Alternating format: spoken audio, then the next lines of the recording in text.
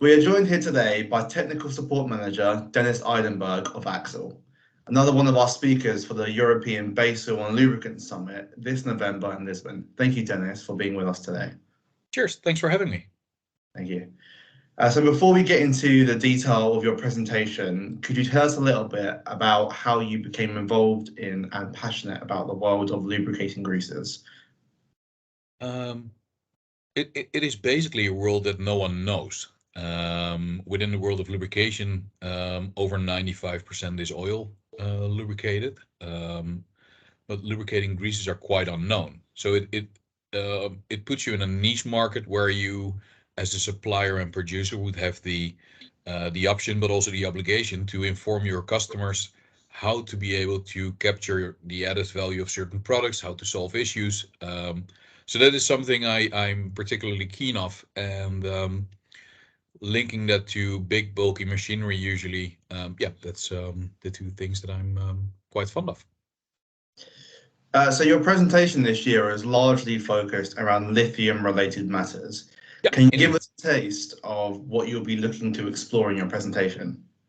I'll be looking at a brief outlook first. So how did lithium hydroxide or lithium as a metal hydroxide became the dominant thickener within the lubricating grease market, starting roughly 1945, where we discovered how to make a saponification process based on lithium hydroxide, up and until now, where your general multi-purpose EP2 greases tend to be lithium thickened. You would have your lithium complex greases, calcium lithium greases.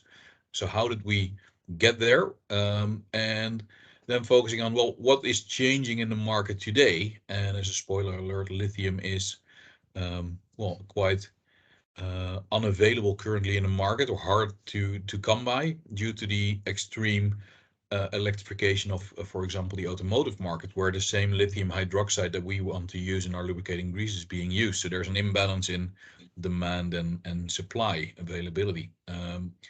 So looking in the situation as it is today, I want to focus as well on what do we see as the future of lithium as the dominant thickener in the market. What the future outlook will be. Is it going to remain this dominant thickener, or do we see alternatives? What's the outlook there? So it should be an interesting overview and a future outlook as well. Brilliant.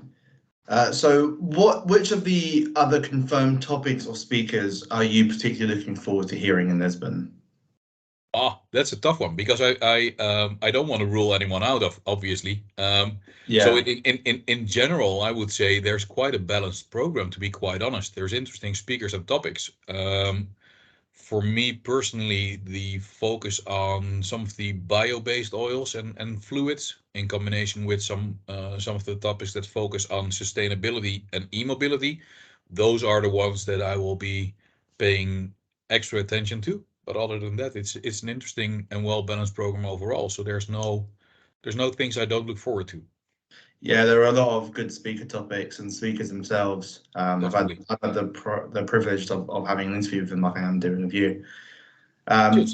And finally, I would like to ask you a couple of questions about developments and trends in lubricating greases. Right. So the first one is, what would you say has been the most interesting development since the Amsterdam event last November? I think we should put it in perspective a bit. As I just mentioned, lithium being developed as a thickener in 1945. We're sort of a slow-moving enterprise in the lubricating grease industry altogether.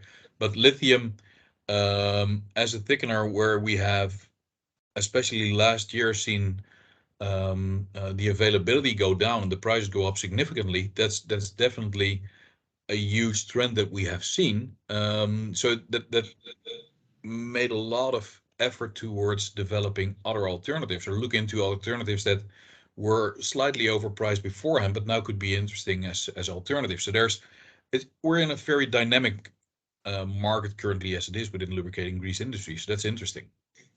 Yeah, there are a lot of things changing at the moment with the development of EVs and things like that, becoming more mainstream. So what do you see as the greatest challenge or opportunity over the next 12 months?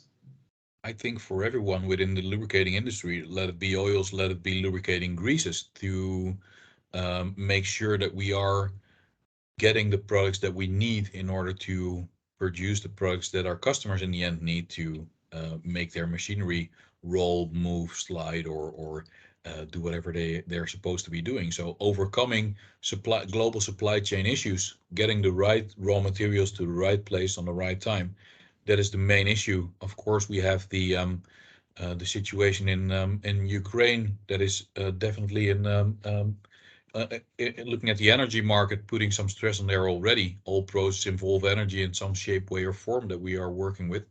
But the availability of Group 1 base oils, the availability of bio-based fluids, where vegetable oils such as rapeseed oil, sunflower oil, all of those tend to have a vegetable basis. So to get those products to our doorstep, or to anyone's doorstep, is challenging.